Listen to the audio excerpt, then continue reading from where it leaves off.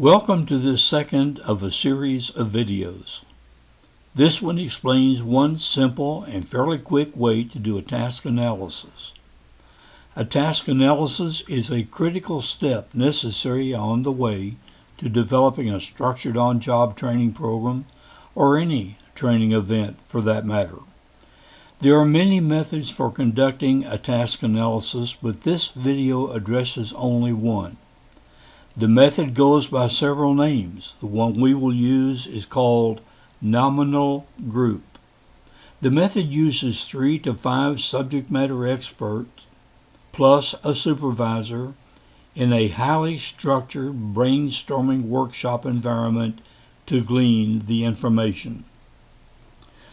The subject matter experts are people who the company has judged to meet or exceed requirements of the job to be analyzed. The supervisor is there not to provide input, but to prevent identification of tasks that are not really a part of the job. The workshop is normally held in a conference-type room. It can also be done remotely by Zoom, but that's the subject of another video. I'll jump right into the room setup and attendees. This rectangle represents the room. At the front, it should have a whiteboard or chalkboard on which to write. I also recommend having a flip chart pad with sheets on which to write. I suggest having the tables set up so that the people seated at each one can see everyone else. The subject matter experts will be seated at these tables. The supervisor can be seated behind the subject matter experts. And, of course, the leader stands and works from the front of the room. It is essential that during the 1 to 3 day workshop that the subject matter experts not be interrupted. Interruptions can break trains of thought and compromise the accuracy of the task analysis. Next, let's look at the supplies that you'll need. You'll need several manila folders. They don't have to be colored. Next, you're going to need a quantity of plain paper. Paper with lines might work better. Next, you're going to need markers for the whiteboard. All black will work fine. You're going to need some tape, and masking tape works fine for that purpose. And last, you're going to need a stapler. After introductions and welcoming to the workshop, the leader will move to the flip chart and quickly record the list of things that a person does throughout the day. That discussion starts with, tell me the first thing you do when you arrive in the morning or at the beginning of the shift. Well, what do you do next? And the questions go on with the results noted on the flip chart pages. The leader must also ask if there are things done on a periodic basis and record those also. The list may involve a single sheet of paper or it could take several. Once this discussion is ended, the leader sets the flip chart aside. It will not be used until much later in the workshop. The next step is to define, for use in this workshop, the word consensus. This is vitally important because from this point on, all recorded input must represent group consensus. For this group, the definition of consensus is when no one has an issue with a group decision that they cannot live with. Discuss this as necessary until you have 100% buy-in. The next things to be addressed in the workshop are the areas of responsibilities or duties. Ask the participants to define their areas of responsibility and write these on the whiteboard as they're mentioned. Check each statement for consensus and revise it as necessary. When all have agreed, write each of the duties on the outside of a manila folder. Then tape those manila folders to the whiteboard and make a last-minute check for consensus. Here's how the whiteboard might appear at this point. The next thing to be done is to sequence the duties. It is important that the SMEs decide the strategy for the sequence as well as the sequence itself. Once again, it is important that the decisions be the result of consensus. When the sequencing operation is done, here's how the whiteboard might look. Keep the folders as high on the whiteboard as you can comfortably reach. The next step will be to define the task for each duty. But first, there must be a clear understanding of what a task is. There are several attributes of a task. First, it is a trainable chunk of work for which an employer is willing to pay. It has an identifiable beginning and end. It involves several elements which could be steps or subtasks. A task results in an identifiable product, service, or decision. It can be performed over a relatively short period of time. It can be performed independently of other work. And last, but certainly not least, it can be observed and measured. As a suggestion, I recommend that the definition of a task be distributed to the attendees in a handout. Once the term task has been defined, the next step will be to define the criteria for a task statement. A task statement must describe an activity with definite beginning and end points. It can be performed over a relatively short period of time. It is performed independently of other work. It consists of 2 or more steps. It can be observed and measured. It results in a product, service, or decision. It contains an action verb plus an object that receives that action. It may contain relevant modifiers, but avoid the terms like effectively and efficiently.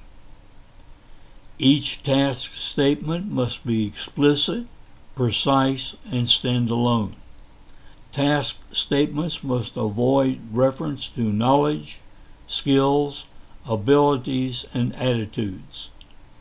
They must avoid references to tools or equipment that merely support performance.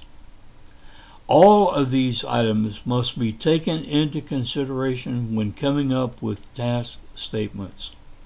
I suggest including these items in handouts. Now that you've established the criteria for a task statement, the next step is to start with Duty 1 and define all of the applicable tasks. Be sure that all task statements have subject matter expert consensus. Compare each task statement to the list of descriptors, and then write the statement on the whiteboard and go for another. When the subject matter experts agree that all tasks have been defined for Duty 1, transfer all tasks to 8.5 by 11 sheets of paper and tape the sheets to the whiteboard.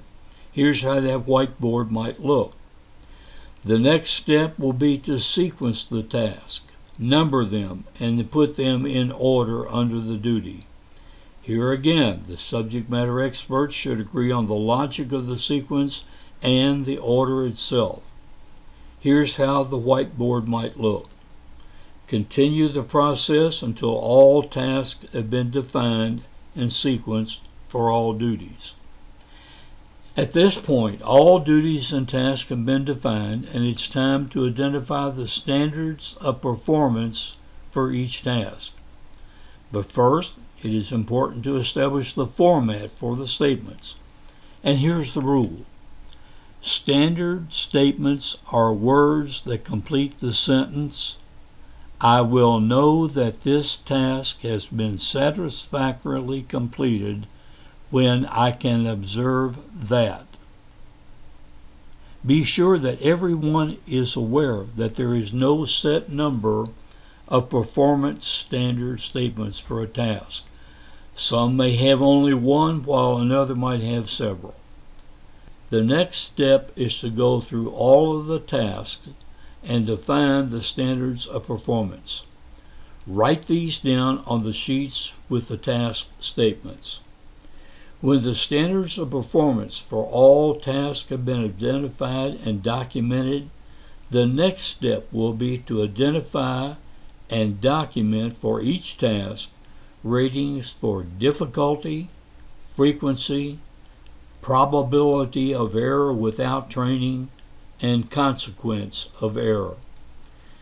These values will serve as guides in determining such things as: is training really required?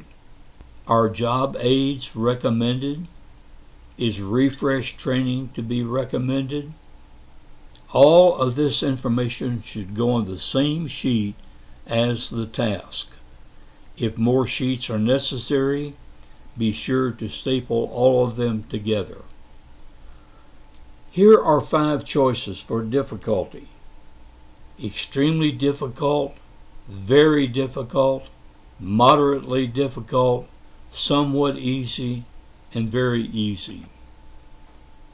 For frequency, more frequently than once per week, once every 2 or 3 weeks, once every 3 weeks to 4 months, once every 5 to 12 months, and less than once per year. For probability of error without training, extremely likely, likely, moderately likely, possible, and not likely at all. For consequence of error, extremely severe, severe, serious, undesirable, and negligible. After these 4 areas have been addressed, determine and document if there are any task-specific safety issues or hazards. Make a note whether or not any prerequisite training is needed. In other words, are there things that the new employee must know or be able to do before starting on the production floor? And, if necessary, record any notes that might apply to the task. At this point, you have a manila folder for each duty and 1 or more sheets of paper stapled together for each task. Now you can go back to the flip chart you created at the very beginning of the workshop and cross off all of the items for which you know you have a defined task. If you wind up with an item on the flip chart that is not crossed off, you must go back to define the missing task or tasks. Now you can declare the workshop complete. But hold on. There are 2 more things to be done. The task analysis document itself has to be created and then reviewed and approved with the stakeholders. For the task analysis document, you're on your own. But for the approval process, I recommend getting the original crew plus the stakeholders back in that same room with everyone having a copy of the task analysis document. Then go through the document item by item, making any revisions required in your master document. When that is done, you have completed the process and have a document that can guide development of courses, including structured on-job training to support getting a new employee up to speed. Thanks for watching.